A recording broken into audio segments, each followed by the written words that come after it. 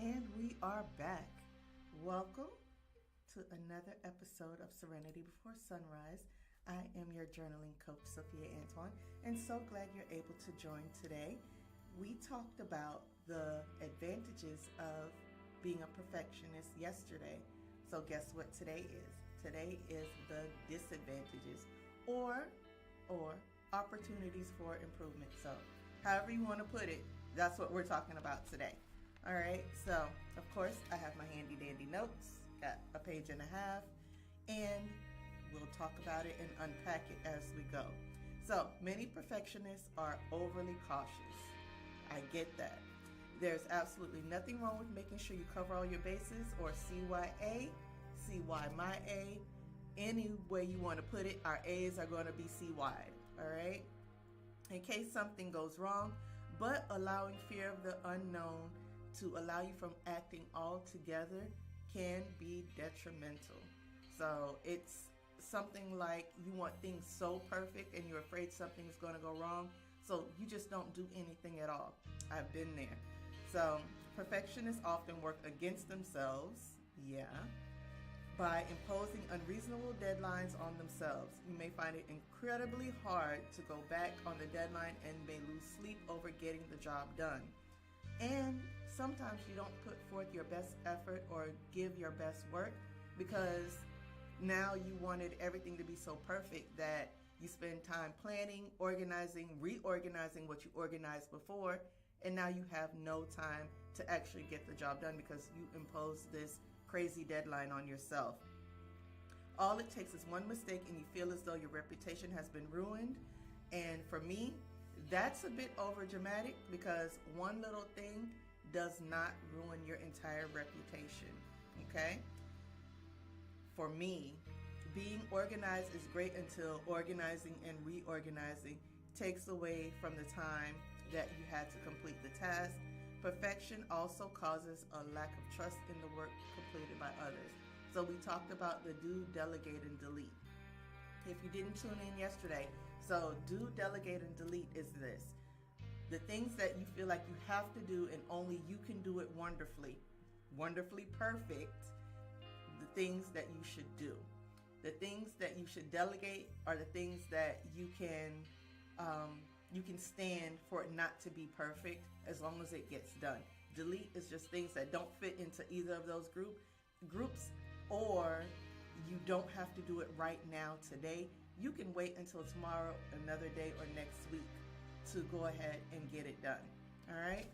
You may need help with a task or assignment, but your desire for perfection or a perfect outcome keeps you from utilizing your resources. Other people are your resources, especially now in life. You have to have a support system. You have to have a tribe. If you don't have that, get it. It makes life so much easier. If a perfectionist does ask for help, the instructions can sometimes be overly complex or overly detailed to the point of being condescending, like you really give really detailed instructions and the person's just looking like you, bruh. Don't even ask me to do something if you don't trust me to do it. You can ruin your relationships by being a perfectionist. Now, in your journal today, what I'm asking you to write about is how you've been negatively impacted by being a perfectionist, or where you found opportunities for improvement for your perfectionist tendencies. All right? Are you secretly dissatisfied with the way people do things and that kind of harbors resentment? Now, let's unpack it all. Those were all my notes. Let's unpack it all. Have you ever had somebody ask you to do something and you go back and do it behind them? That can actually cause, especially if they find out, or, if they find out later, that can cause some disruption in the relationship because, one, you shouldn't have asked that person to do it if you were just going to go do it anyway. Should have started off with doing it yourself. There's nothing wrong with people making mistakes because nobody woke up this morning saying, oh, I'm going to mess up this task that somebody asked me to do, that you asked them to do. So that's your journaling part. But the motivation part is this. The more trust you put in people, is better because it builds the trust in the relationships, it fortifies your relationships, it gives it a good foundation. I encourage you that if you have some of these tendencies, and they may be really small, but allow people to do things. And that's also a way that you can teach people, how to do things better. Not critiquing them, not criticizing them, just saying, hey, I know a better way to do this. I thank you so much for your help, but can you try this next time? Especially if they're doing something for you. Now, if it's a work project or something like that, everybody's accountable for their own work, and you as a collective probably turn in this report or whatever it is you're doing for work. But you have to learn to trust people, because that's the only way you're going to survive. None of us, you, not me, not any of your coworkers or my coworkers, are an island unto themselves. What happens is you build camaraderie by working together in life, in business, in everything.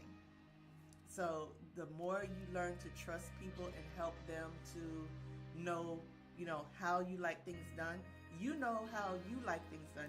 You got to learn how they like things done too. It's not just about what you like. We don't live in a world by ourselves, although many of us may like to or may want to. That's not possible. So you have to learn how to get along with other people by allowing them to do things. And I can tell you that was hardest for me in living with my husband and allowing him to do things and teaching him how I pay bills, my system for getting things done around the house. But when things pick up at work, I'm not here to do it. So I learned to appreciate the fact that he even stepped up and tried to do it to the best of his ability, and I didn't have to go to work and come home and still do housework or anything like that I wanted to have done. So you're going to have to pick your poison. Do you want it done or don't you? Do you want to be overworked, overwhelmed, exhausted, or do you want to have a little bit of leeway? So that is what you need to think about and write about in your journaling time today. So I hope you've enjoyed this message. I hope you've been motivated to make some changes or upgrade your way of thinking in regards to being a perfectionist. Until I see you again, please drink your water, take your vitamins, and we took your vitamins already. Go ahead and mind your business. That's it. And what do I mean by minding your business?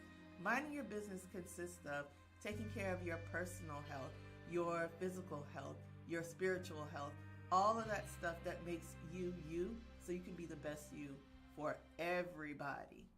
I'll see you in the next video.